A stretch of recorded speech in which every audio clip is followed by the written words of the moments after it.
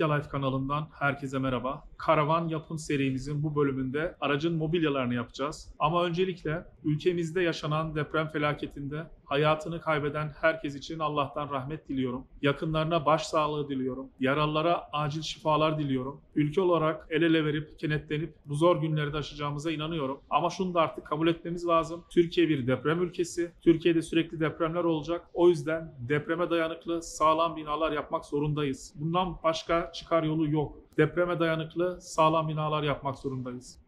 Şimdi arkadaşlar uzun süredir video da atamadım. Deprem felaketinden dolayı. Öncesinde Burcu küçük bir kaza geçirdi. Şu an iyi. Onunla uğraştık. Daha öncesinde çok sevdiğim bir abim genç yaşta kalp krizinden vefat etti. O yüzden uzun süredir herhangi bir video atamadım. Bu arada yavaş yavaş da olsa karavanın mobilyalarını yapmaya başladım.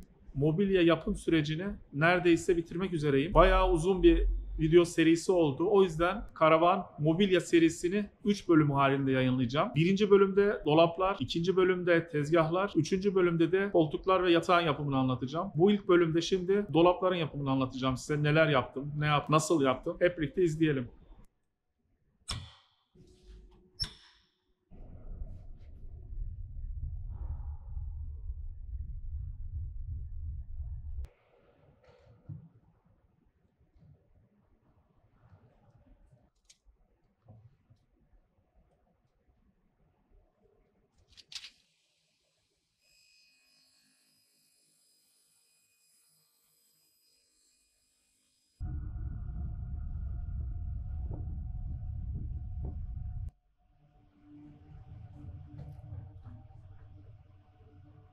Burcu'nun yaptığı çizime göre ben bir plaka kavak kontrolü kestim. Şimdi Burcu onları tekrardan numaralandırıyor projeye göre. O numaralandırmaya göre ben sonra onları birleştireceğim.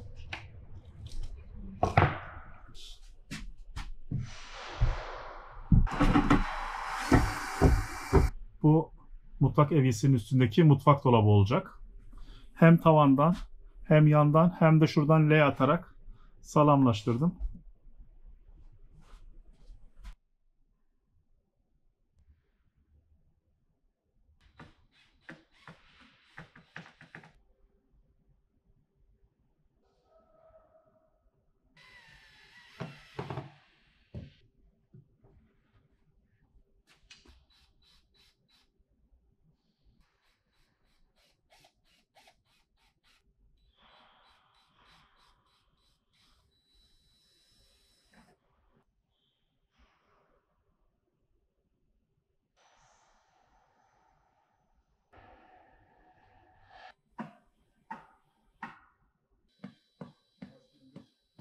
Kavak kontraları Burcu'nun çizmiş olduğu ölçüye göre kestim, birleştirdim. Şimdi dolabı yerine yerleştireceğiz. Aracın bombesinden dolayı bu şekilde oluyor. Dolabın arka tarafı. Ön tarafı bu şekilde. Buralara kapaklar gelecek daha sonra. Kapakları daha sonra monte edeceğim. Birleşim yerlerine hem marin tutkal sıktım hem de böyle plastik köşe bentle birleştirdim. Böylece daha sağlam oldu. Ben bunları 250'li paket halinde aldım. 65 liraya aldım N11'den 250'li paketini. Bütün dolaplarda, mobilyalarda her şeyde kullanacağım. Kahverengi plastik köşe bentlerden. Bu marin tutkalın özelliği kuruyunca köpürmeye başlıyor ve köpüğü çok sert bir şeye dönüşüyor. Böylece daha da sağlam oluyor.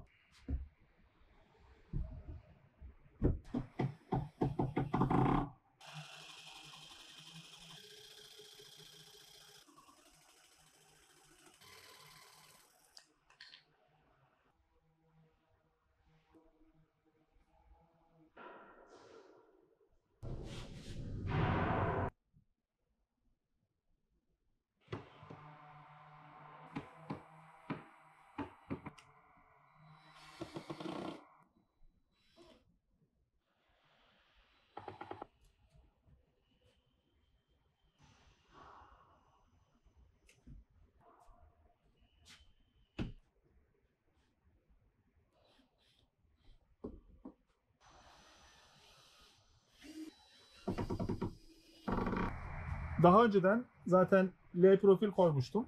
L profilin üzerine önce silikon sıktım. Sonra dolaba oturttum.